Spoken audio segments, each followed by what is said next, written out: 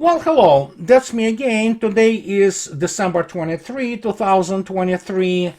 And what I want to say is, guys, Merry Christmas to you all. And let me put it this way, we all need peace, really. We really do. But of course, we are real people. We understand that it's unachievable at this stage of the development of civilization. But I want to wish you all the best in this Christmas, and hope, and those who believe in God, pray for, the well-being not only of us all and those people which are ours, but also to keep in mind basically the tragedy of Gaza, and keep in mind our world which is burning now with the conflict all over the place. So, and I wish this will at least slow down. And this is my wish for Christmas, and of course my wish to you all to be healthy and have happiness and money if you want to, some wealth, to be well off. So God bless. So now let's start with this thing. Let me show you this. Do you know this photo? I mean, it's a screenshot from one of the greatest Hollywood movies ever, The Gladiator.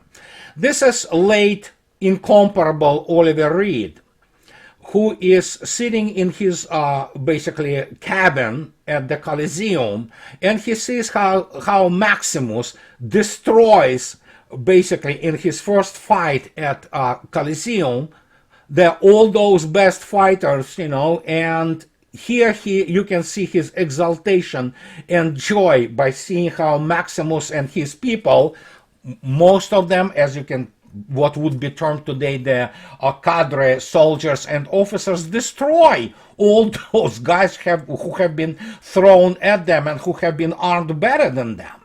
So, well, that is kind of the thing I feel right now when I find myself in the position of the I told you so. Although I will be making I told you so issue prior to the new year, video about that.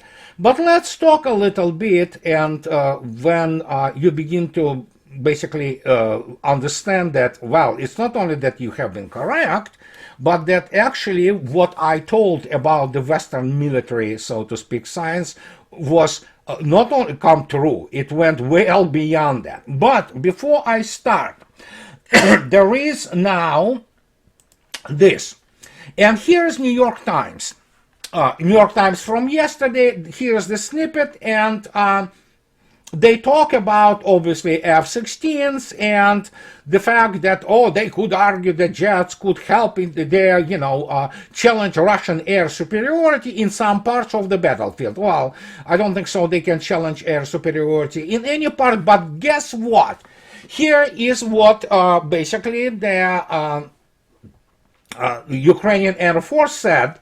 It had downed 3 Russian Su-34 supersonic fighter bomber operating on the southern front. The claim could not be independently verified. Well, it could not be because evidently, from what is known so far, there was one Su-34 which has been, nobody knows if it was shut down or it just went down because of the malfunction. Now, the rumor has it that the pilots have been safely removed from the crash site, and they are alive and well, and that one Su-34 was lost. But one of the reasons why I'm talking about it, and why the Ukrainian Air Force and the bunch of the Telegram channels try to spread those rumors, is very simple. When you look attentively, which we're going to be talking now on this last week, between 16th and 22nd of December, Russia shot down quite a few Ukrainian MiG-29s, Su-27 helicopters, and Su-25s. And yesterday, no, not yesterday, day before yesterday, there was an event which was confirmed that something at Pokrovka township There was an attack of Russian, nobody knows it. It could have been Kinjal, could be Iskander, and that immediately all chats in Ukraine have been shut down, and that evidently those missiles struck the underground bunker where the scores of Ukrainian high-ranking officers and NATO advisors have been killed. So, as it is usually the case with Ukraine, they also begin to project. And so here you have with those three Su-34. So far, Russian Defense Ministry didn't say anything about it, and when they say it and confirm it, then we might talk about this whole situation. But for now, the only thing which there are some rumors are that single Su-34 went down somewhere. And as usually when it happens with malfunctions, Ukrainian side always tries to get a credit for this, although it probably didn't play any role in it whatsoever. So this is it. But what is mostly important is from all that is that thing. And when I showed you the face of Oliver Reed from Gladiator, this is what I enjoy thoroughly. And this explains to you why NATO and combined West armies and military, they really don't understand what they are dealing with. Here is a summit. It's the Finnish newspaper. Obviously, it's machine translation.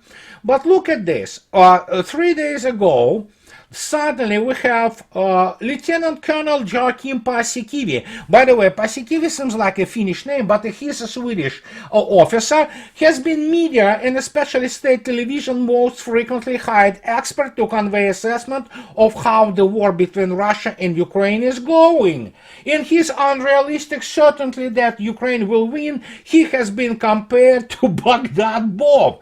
Well, let me put it this way. Every single American general who ever appeared on any corporate media in the United States or in Britain are Baghdad Bobs. They have no clue what modern operations are, let alone what strategy is. And so suddenly, even Swedish media, and let me tell you, no media in the world has enough competency to recognize the shyster or Baghdad Bob from real military professional. So all corporate media in the West especially, they do not have competent military advisors. They don't have those experts. Because for starters, they are no experts themselves, and then of course traditionally they get the guys who tell them what they want to hear. And now they say that now Paasikivi is letting go of optimistic facade and changing its position. At times, Swedish TV viewers have seen Paasikivi almost every night on SVT, Aktuell, and Rapport, and unequivocally promised that Ukraine will give the Russian bear a hard time. A handful of military successes for the Ukrainian armed forces at the beginning of the war also served as a basis for further assessments, even when things began to deteriorate. Well, there was no really successes because people who continue to come up with this idiocy of the Battle of Kiev, because there was no Battle of Kiev, but Kiev and Russians withdrew there as the gesture of the goodwill during their negotiations in Istanbul in March and early April of 2022. But hey, whatever. And we'll go and read more about this Mr. Paasikivi. Now they are actually Swedes. This is Swedish, and they are really Russophobic people. They don't like Russia and Russians very much. But look at this. Suddenly they admit it is not just a question of an overestimation of Ukraine's military power, but at least as much, if not more, an underestimation of Russia's military capabilities. After decades of unprecedented military build-up in Russia, many hoped it would be bigger on paper than in reality, and interpreted the initial victories for Ukraine as proof of that. Today, those hopes have largely been dashed. Well, you see, that's the difference. Military professionals do not operate on hopes. They operate on facts, and they operate on serious military political, military economical, and operational strategic analysis. Evidently, those Western military people, and let alone those pundits, let alone people who have zero understanding of modern war, they don't have it. They don't know how to do it. And as a result, we have this, serious situation, let's put it this way, which is happening with Ukraine. But if that hasn't been enough, there is another thing which continues, and you have to understand that corporate media in the West are shysters. They are corporate media pretty much anywhere are not good. But here we have New York Times, which continues to spread BS, and Mr. Peskov today had to go on record again to explain that New York Times lies, as do most of the American corporate media. They all lie. Fox, CNN, New York Times, Washington Post. And here it is. From TASS. Peskov announced Putin's readiness to negotiate only to achieve goals of the, what they call it, NWO, in reality is Special Military Operation. This is machine translation. And here what he says today.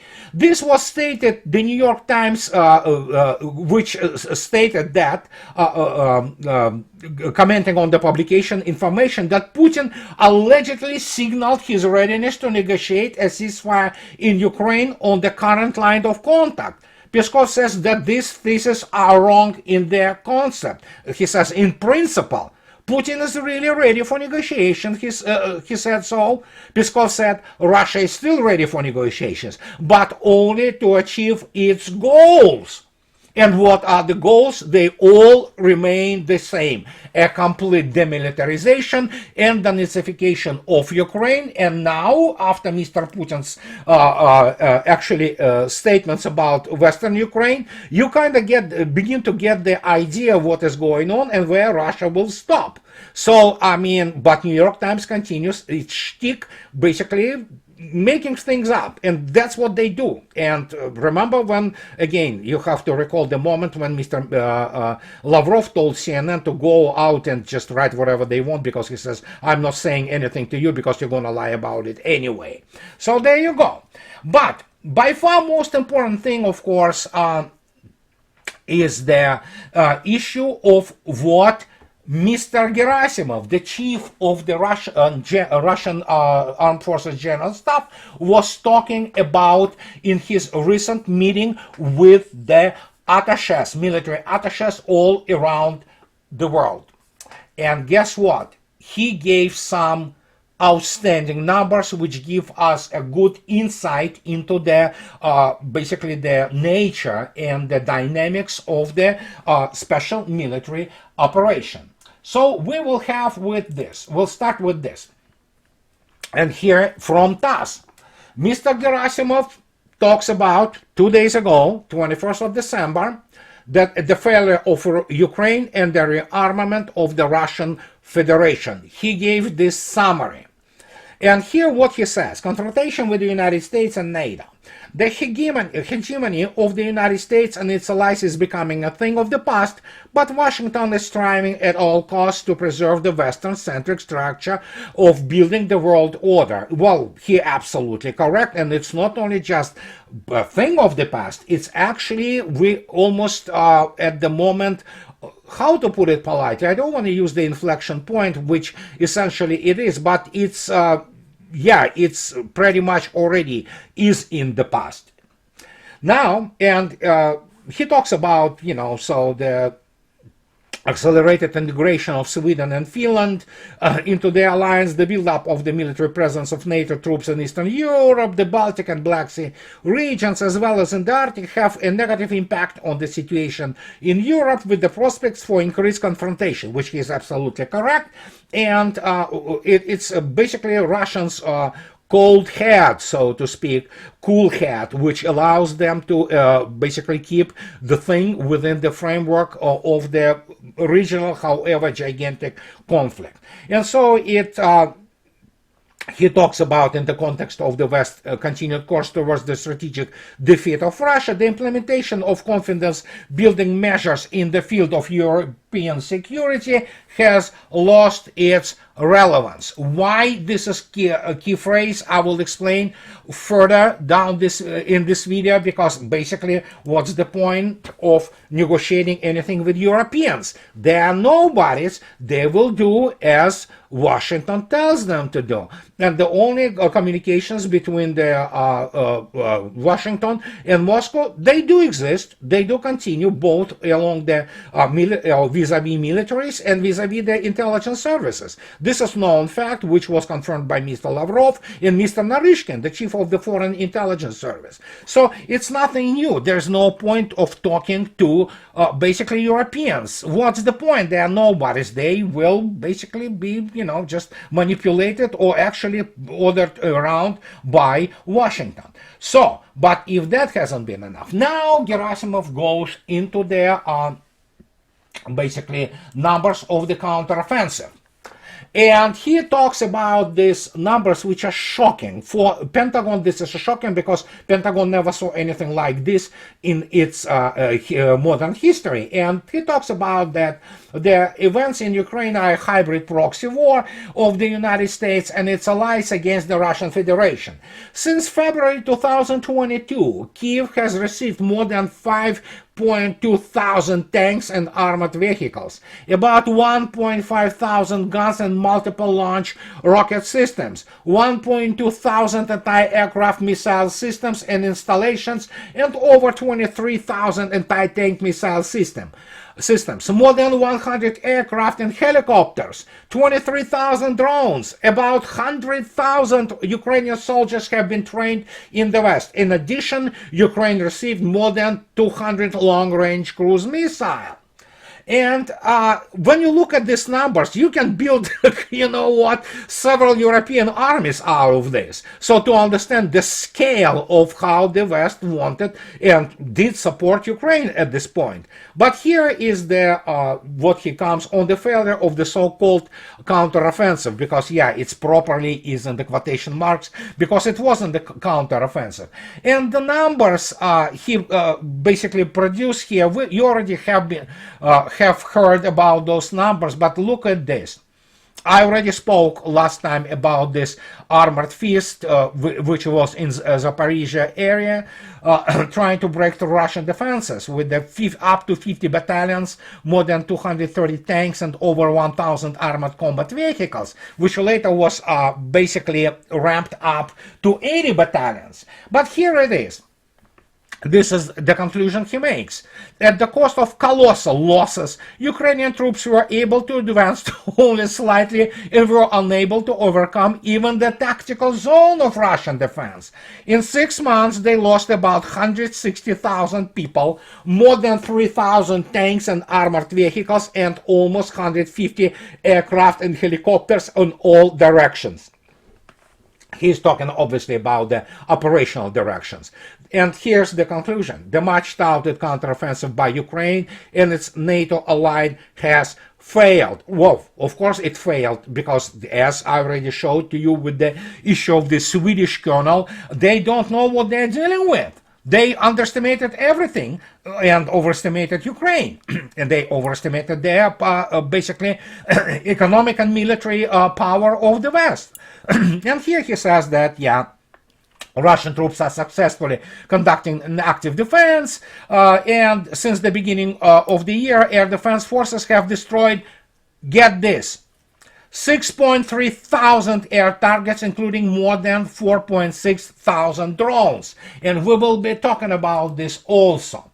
Now, and here is the Gerasimov about air defense. This is as quoted by both TASS and Gazeta.ru. This is also, as you can see yourself, 21st of December.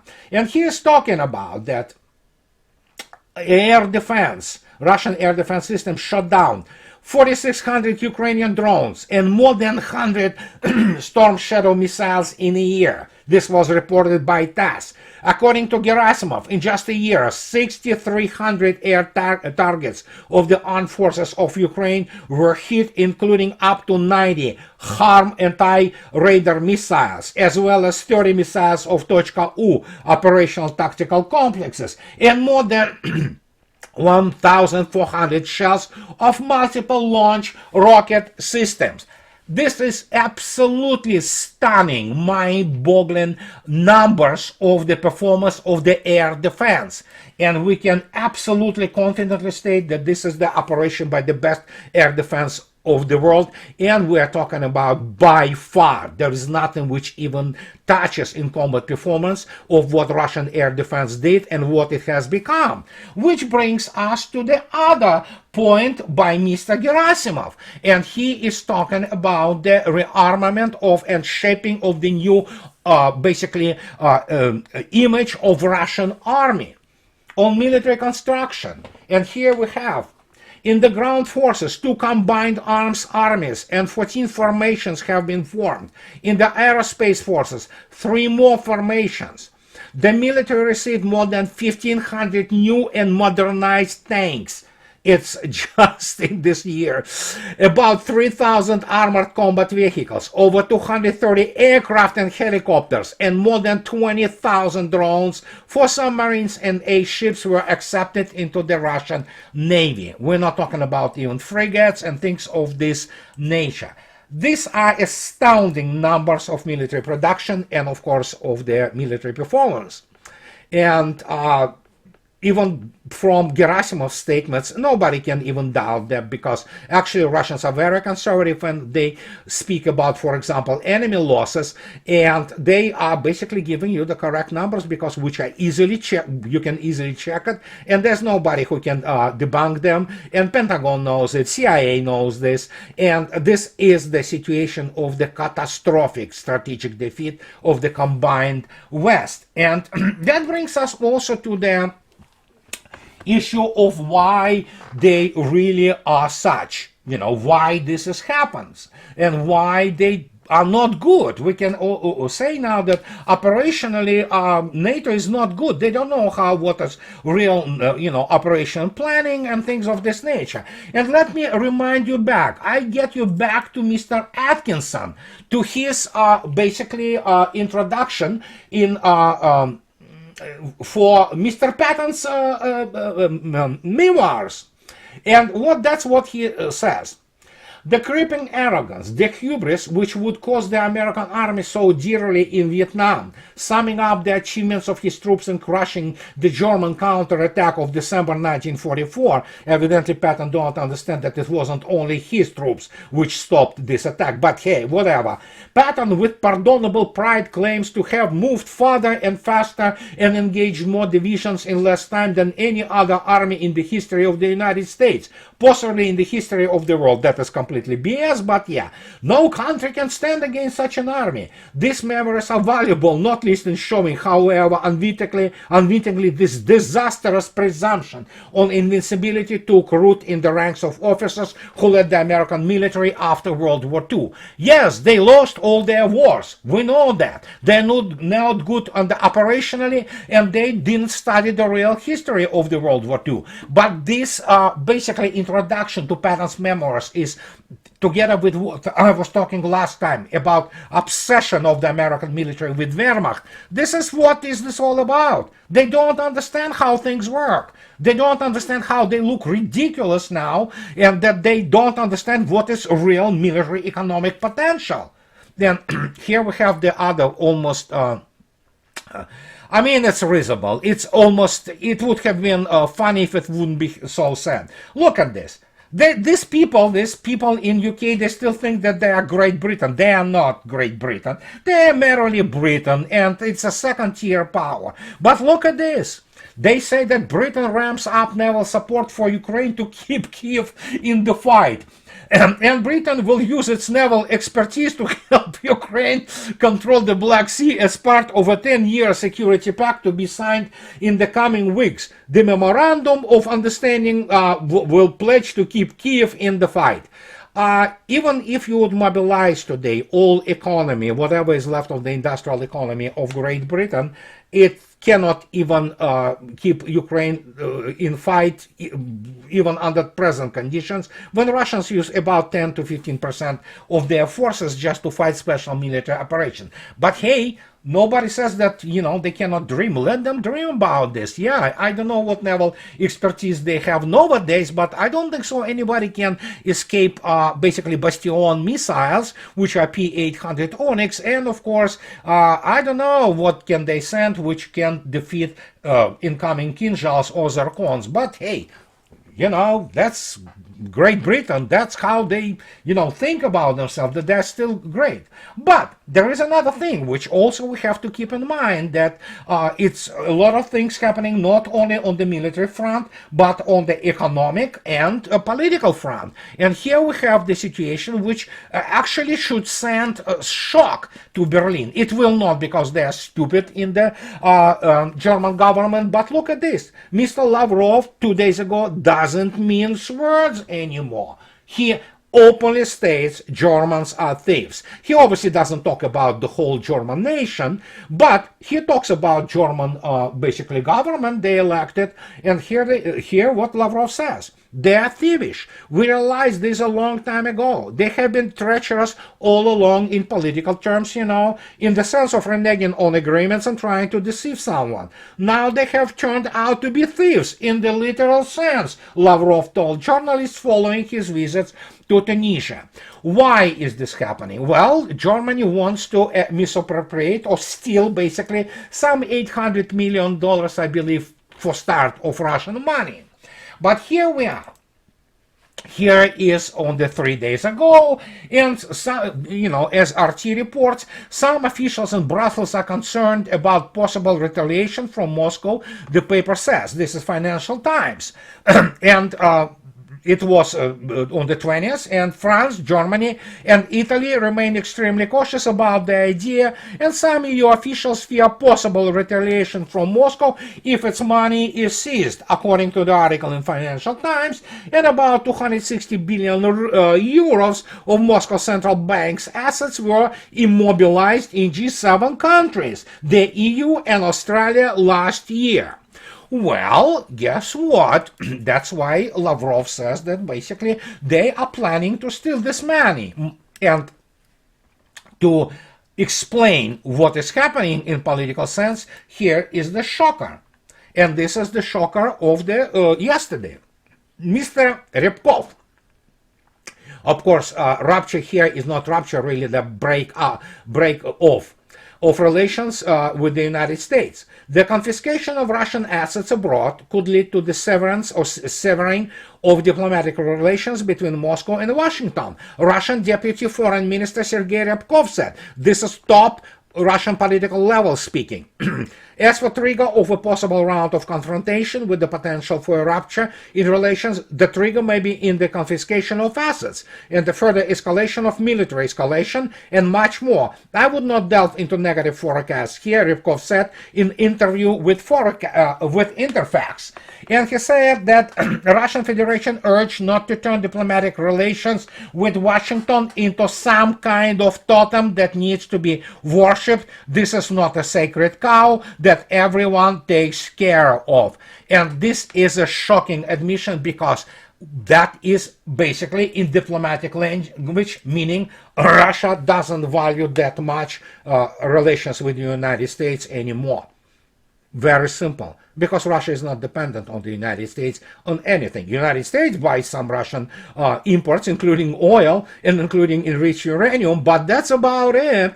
And when you have people of that political level telling you that basically if it comes down to this, we do not want to do it, but yeah, we might break off the relations. And for the United States, it's going to be catastrophe.